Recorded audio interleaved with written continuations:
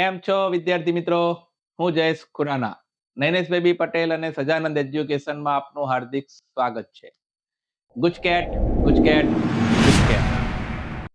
આપણે બોર્ડ માટેના 100 માર્ક માટે 2 વિડીયો બનાવ્યા હતા અને બંનેમાં આપણે સોલ્યુશન પણ કરીને તમને આપ્યું હતું કે જેમાંથી 100 માર્કનું પૂછાઈ ચૂક્યું છે. હવે વારો છે ગુજકેટનો. બોર્ડમાં જે કહ્યું હતું એ આવ્યું. હવે વારો કોનો? ગુજકેટ.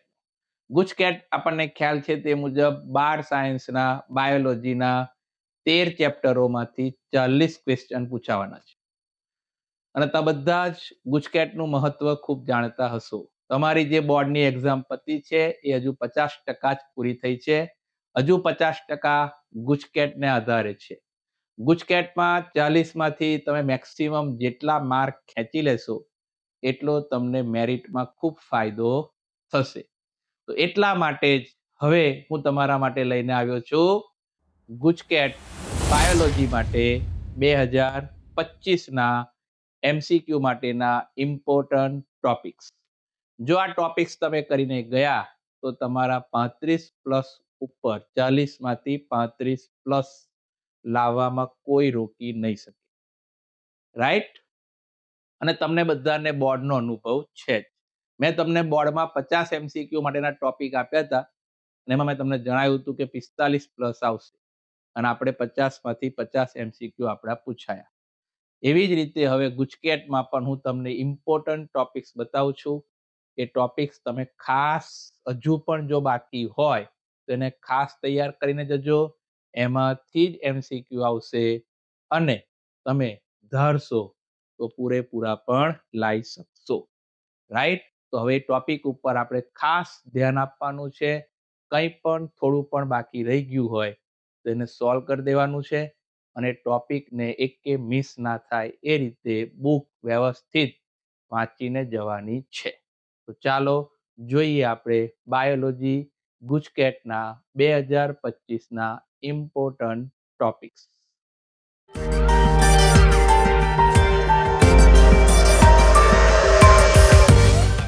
ગુજકેટ MCQ માટેના important topic 2025. Right? Chapter number 1. Chapter number 1 અને 2માં તમારે એટલું ખાસ ધ્યાન રાખવાનું છે કે જે આપણને પ્રજનન અંગો પ્રજનન કોષો આપ્યા છે એની પ્લોઈડી ખાસ તૈયાર કરવાની છે કે આ 2N છે અને આ N છે. એનો એક એક્સ્ટ્રા MCQ પૂછી શકશે. પુકેસર, લઘુ બીજાણુધની, પરાગરજ, જાયાંગ, મહાબીજાણુધની, માદાજન્યુજનક, ભ્રૂણપુટ ખાસ કરીને જવાનું. અંડપ્રસાધન, પ્રતિધ્રુવી કોષો, એમની પ્લોઈડી, દ્વિતીય દ્વિકીય કોષ કેન્દ્ર. પરાગનયનના જે પ્રકારો છે એ પરાગનયનના વાહકો પેજ નંબર 13માં બીજો ફકરો ખાસ જોવાનો. બાહ્ય સંવર્ધન પ્રયુક્તિમાં કૃત્રિમ સંકરણ ખાસ. આંતરક્રિયા, બેવડું ફલન, બીજ, અસંયોગી જનન અને જેટલી આકૃતિ છે એ બધી જ આકૃતિ નામ નિર્દેશવાળી અને આકૃતિ નીચે સેન્ટેન્સ લખ્યા છે ખાસ જોઈને જવાના છે. ચેપ્ટર નંબર 2 નર પ્રજનન તંત્રમાં સર્ટોલી કોષો અને લેન્ડિંગ કોષો ખાસ કરીને જવાના. આમાંથી પ્રશ્ન આવશે. ઓકે? માદા પ્રજનન તંત્રમાં અંડવાહીના જે ભાગ છે 3 એ ખાસ. બંને જન્યુ જનન, શુક્રકોષની આકૃતિ, એની રચના, ઋતુચક્ર, એમાં જે આકૃતિ છે એ, ફલન, ગર્ભસ્થાપન, જરાયુના અંતઃસ્ત્રાવ ખાસ કરીને જવાના ખાસ. HCG, HPL. ગર્ભનો વિકાસ દરેક અઠવાડિયે આ વખત બોર્ડમાં પણ આમાંથી પ્રશ્ન હતો, ગુજકેટમાં પણ આવવાની શક્યતા છે. પ્રસૂતિ અને દૂધસ્ત્રાવ આકૃતિ બધી ખાસ કરવાની, નામ નિર્દેશવાળી અને એના નીચેના લખેલા સેન્ટેન્સ. ચેપ્ટર નંબર 3 અવરોધન પદ્ધતિ, MTP, જાતીય રોગ અને IVF પદ્ધતિઓ. આટલું ખાસ કરીને જવાનું છે. આમાં કંઈ ભૂલ ના થાય. અવરોધન પદ્ધતિમાંથી પ્રશ્ન આવશે ને આવશે જ. પછી એ કુદરતી હોય કૃત્રિમ હોય, કોઈ પણ પ્રકારની પિલ્સની હોય, બધી જ કરીને જવાની છે. IUDs બધા જ કરીને જવાના છે ખાસ. ચેપ્ટર નંબર 4, એક સંકરણ દ્વિસંકરણમાં સ્વરૂપ પ્રકાર, જનીન પ્રકાર ખાસ કરવાના છે. એના આધારે તમને MCQ પૂછી શકશે. પુનેટ સ્ક્વેરના આધારે પૂછશે. પ્રભુતા અને વિશ્લેષણના નિયમના સેન્ટેન્સ ખાસ યાદ રાખીને જવાના છે. અપૂર્ણ પ્રભાવિતતા, એમાં કઈ વનસ્પતિનો ઉપયોગ થયો છે, એનો સ્વરૂપ પ્રકાર, જનીન પ્રકાર શું છે, ખાસ યાદ રાખીને જવાનું છે. સહપ્રભાવિતતાના ઉદાહરણ, સ્વરૂપ પ્રકાર, જનીન પ્રકાર. ABO રુધિર જૂથમાંથી તમને એક્સ્ટ્રા MCQ પૂછી શકશે. દીકરાનું આપ્યું હોય, દીકરીનું આપ્યું હોય, એક પેરેન્ટ્સ માતા કે પિતાનું આપ્યું હોય અને બીજા પેરેન્ટ્સનું પૂછે, અથવા તો બંને પેરેન્ટ્સનું આપ્યું હોય અને સંતતિનું પૂછે, ખાસ ધ્યાન રાખીને. અને એમાં ખાસ ગણતરી કરવાની જ. ઓકે, દરેક વૈજ્ઞાનિકો જેટલા વૈજ્ઞાનિક આ ચેપ્ટરમાં છે એની સાલ, કઈ સાલમાં એને શું શોધ કરી છે, કંઈક વિશિષ્ટ બોલ્યા હોય એ વાક્યો ખાસ કરવાના. આ વખતે 3 થી 4 પ્રશ્નો બોર્ડમાં હતા. ચામડી, બહુજનીનિક વારસો, ચામડીનો ઉતરતો ક્રમ, ચડતો ક્રમ પૂછશે રંગને આધારે. પ્લિયોટ્રોપી ખાસ કરવાનું છે. લિંગ નિશ્ચયન, મધમાખીનું અને મનુષ્યનું, એની આકૃતિ કરીને જવાની છે. વંશાવળી, પૃથ્થકરણ, અને એમાં જે બે આકૃતિ ચાર્ટ આપ્યા છે એ ખાસ કરીને જવાના, એ પૂછશે. અનિયમિતતાઓ બધી જ કરીને જવાની. એમાં ખાસ આ વખત જેમ રંગભેદતા પૂછ્યું હતું, તો આ વખત ગુજકેટમાં પણ આવી શકે. Haemophilia, sickle cell anaemia, thalassaemia, alpha beta thalassaemia, એના રંગસૂત્રો, કયા રંગસૂત્રો ઉપર કયું જનીન છે. સિકલ સેલ એનિમિયામાં જે આકૃતિ આપી છે, છઠ્ઠા ક્રમનો જે જનીન બદલાય છે, કયો જનીન બદલાય છે, કયો હોય છે, ખાસ કરીને જવાનું છે. અને ફિનાઇલ કીટોન્યુરિયા. ત્યારબાદ રંગસૂત્રીય જે અનિયમિતતાઓ છે, ડાઉન સિન્ડ્રોમ, ક્લાઇનફેલ્ટર, રાઈટ, કયો એક્સ ઘટે છે, એક્સ વધે છે, એમાં લક્ષણો શું છે, કયા રંગસૂત્ર ઉપર અસર થાય છે, ખાસ જોઈને જવાનું છે. એમાંથી MCQ આવશે અને આકૃતિ તો આપણે કરવાની જ છે. ચેપ્ટર નંબર 5માં DIનો જે પહેલો ફકરો છે, એમાં જે બેઝ પેરની સંખ્યા લખીને આપી છે ગતમાં, એ ખાસ જોઈને જવાનું. તમામ વૈજ્ઞાનિકો, પછી આ ખાસ થાઇમિન, 5-મિથાઇલ યુરેસિલ. ઇર્વિન 4 ગ્રાફના સિદ્ધાંતનો બોર્ડમાં પ્રશ્ન આવ્યો તો, ગુજકેટમાં પણ હજુ આવવાની શક્યતા ખરી. સેન્ટ્રલ ડોગમાનો પણ બોર્ડમાં પ્રશ્ન આવ્યો તો જ હજુ ગુજકેટમાં આવવાની શક્યતા ખરી. DNA કુંતુલના પેકેજિંગમાં પ્રથમ ફકરો, એની આકૃતિ હિસ્ટોન પ્રોટીનની, એ બોર્ડમાં પૂછાઈ હતી, ગુજકેટમાં પણ ધ્યાન રાખજો. હર્શી ચેઝનો પ્રયોગ, RNA DNAનો ભેદ, મિશેલ્સન અને સ્ટાલનો પ્રયોગ, આ બંને પ્રયોગ ખાસ કરવાના, ખાસ કરીને જજો. સ્વયંજનન, પ્રત્યાંકનમાં જે ઉત્સેચકો વપરાય છે, કયો ઉત્સેચક કયું વપરાય છે, ખાસ જોવાનું છે. પ્રત્યાંકનની બધી આકૃતિ, જનીન સંકેત, એના નિયમો, રાઈટ, ખાસ કરીને જજો. સાચા ખોટા વિધાનમાં પૂછી શકે, ગુજકેટમાં પૂછાયેલો છે. જનીન સંકેતના લક્ષણોના વાક્યોને આધારે સાચું ખોટું પૂછશે. ભાષાંતરની પ્રક્રિયા, લેક ઓપેરોનની આકૃતિ, HGP નો આખો ટોપિક કરવાનો, ફિંગરપ્રિન્ટ DNA નું આખું કરવાનું, બધી આકૃતિઓ તો આપણે કરવાની જ છે. ત્યારબાદ છઠ્ઠું ચેપ્ટર, જેમાં મિલરનો પ્રયોગ બોર્ડમાં પૂછાયું હતું. આ વખતે આકૃતિ MCQમાં પૂછશે. કયા વાયુઓનો ઉપયોગ થાય છે, આકૃતિ આપીને આકૃતિવાળો પ્રશ્ન પણ તમને પૂછી શકશે. બધા જ વૈજ્ઞાનિકો એમાં પણ તથા રચના સદ્રશ્ય અને કાર્ય સદ્રશ્ય અંગો, એના જેટલા બીજા ઉપનામ છે, ઉપનામ, એના ઉદાહરણો જે છે એ ખાસ કરવાના છે.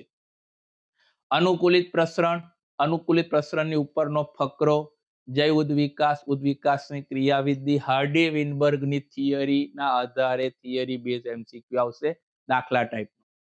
સ્થાપક અસર, ઉદ્વિકાસનો સંક્ષિપ્ત અહેવાલ, માનવ ઉત્પત્તિ અને ઉદ્વિકાસ, રાઈટ, નિઅન્ડરથલ માનવનું, હોમો ઇરેક્ટસ, હોમો સેપિયન્સ, એમના મગજની ક્ષમતા અને માનવ ઉત્ક્રાંતિનો ક્રમ યાદ રાખવાનું, પહેલું કોણ છે અને છેલ્લું કોણ છે, રાઈટ. એટલે આખું ખાસ કરીને જવાનું છે.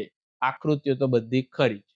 હવે ચેપ્ટર નંબર 7, એમાં પહેલો ફકરો પ્રસ્તાવનાનો, ત્યારબાદ બધા વૈજ્ઞાનિકો જેટલા છે ચેપી રોગોમાં સૂક્ષ્મજીવનું નામ અને એના લક્ષણો તથા એક ટાઇફોઇડમાં વિડાલ કસોટી આપી છે નિદાન માટેની, એ યાદ રાખવાની. મેલેરિયામાં પ્લાઝ્મોડિયમનું જીવનચક્ર જે આકૃતિ છે એ યાદ રાખવાનું. ક્યાં આગળ લિંગી પ્રજનન થાય છે, ક્યાં આગળ અલિંગી પ્રજનન થાય છે, એ ખાસ ધ્યાનમાં રાખવાનું. ત્યારબાદ પ્રતિકારકતા બંને જન્મજાત ઉપાર્જિત પ્રતિકારકતા, પછી એમાં એન્ટીબોડી, એમાં કોણ કોણનું ઉદાહરણ જે આપેલા છે, કોણ જન્મજાતમાં આવે છે, કોણ ઉપાર્જિતમાં આવે છે. ત્યારબાદ સક્રિય નિષ્ક્રિય પ્રતિકારકતા, એલર્જીનો આખો ફકરો યાદ રાખવાનો. એમાં જે બે એમિનો એસિડ બતાવ્યા છે એમાં જે એન્ટીબોડી આપી છે એ ખાસ જોવાની છે. સ્વપ્રતિરક્ષાની વ્યાખ્યા અને એના ઉદાહરણો, લસિકા અંગોમાં કયા લસિકાંગ મુખ્ય છે, કયા સહકારકમાં છે, અને કયા કયા અંગોનો એમાં સમાવેશ થાય છે, ખાસ એડ્સ અને કેન્સર. રાઈટ. ત્યારબાદ નશાકારક પદાર્થો વાળો ખાસ કરવાનું, એ તો ખાસ કરવાનું. એમાં જે બે સ્ટ્રક્ચર આપ્યા છે, આકૃતિઓ આપી છે, એના જે બધા લક્ષણો બતાવ્યા છે, બધું ખાસ કરીને જવાનું છે. રાઈટ. ચેપ્ટર નંબર 8 માં ઘરગથ્થુ ઉત્પાદનમાં સૂક્ષ્મજીવો, આથવણયુક્ત પીણા, પ્રતિજૈવિક દ્રવ્યો, રસાયણો, ઉત્સેચકો, જૈવિક સક્રિય અણુ, જે બધા એક જ પેજ ઉપર આપેલા છે એ બધા ખાસ કરીને તમારે જવા પડશે.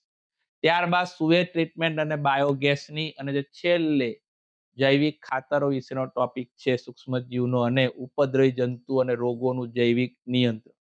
આ ચેપ્ટર પણ ખાસ એમસીક્યુ માટે 3 થી 4 એમસીક્યુ આમાંથી આવવાની શક્યતા છે.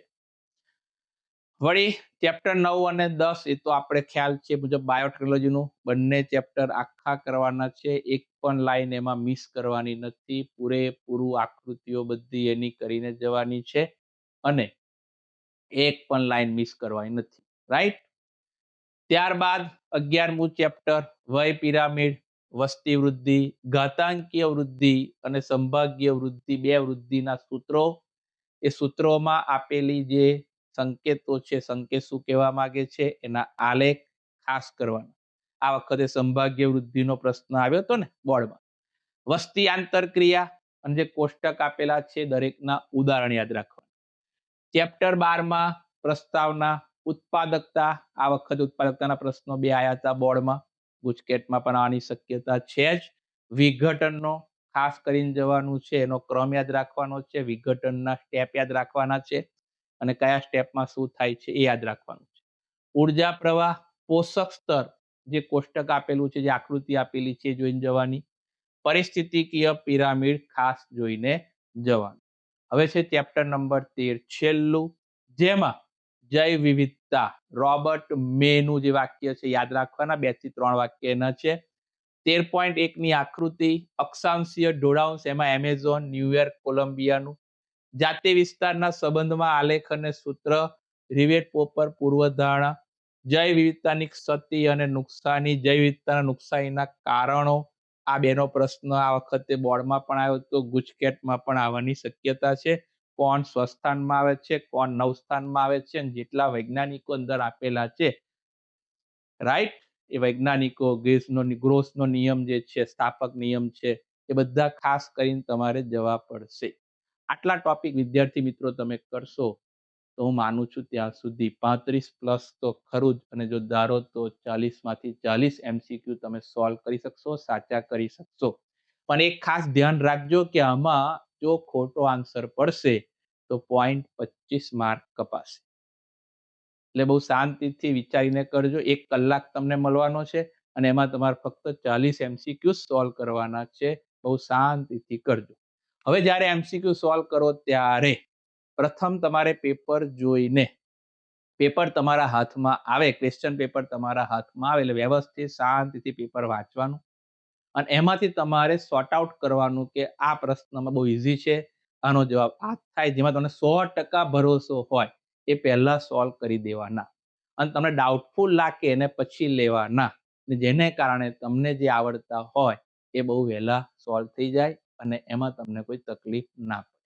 કેમ કે 1 કલાક છે, 60 મિનિટ છે અને ફક્ત 40 એમસીક્યુ સોલ્વ કરવાના છે. રાઈટ. તો ખૂબ ધ્યાનથી, શાંતિથી આ બધા ટોપિક રીડ કરજો. જેવો તમારી પાસે આ વિડીયો આવે આ વિડીયોની એન્ડમાં ડિસ્ક્રિપ્શનમાં આની PDF ફાઇલ મૂકવામાં આવશે. તમે અને તમારા મિત્રોને જેમ બને એમ વધુ આ વિડીયોને શેર કરજો. કર ભલા તો હો ભલા, રાઈટ? અને આ ગુજકેટમાં તમે ધાર્યું પરિણામ મેળવી શકશો. બરાબર? ઓકે, તો આવજો વિદ્યાર્થી મિત્રો. દરેક વિદ્યાર્થી મિત્રોને ગુજકેટ 2025 માટે બેસ્ટ ઓફ લક. આવજો. જય સોમનાથ.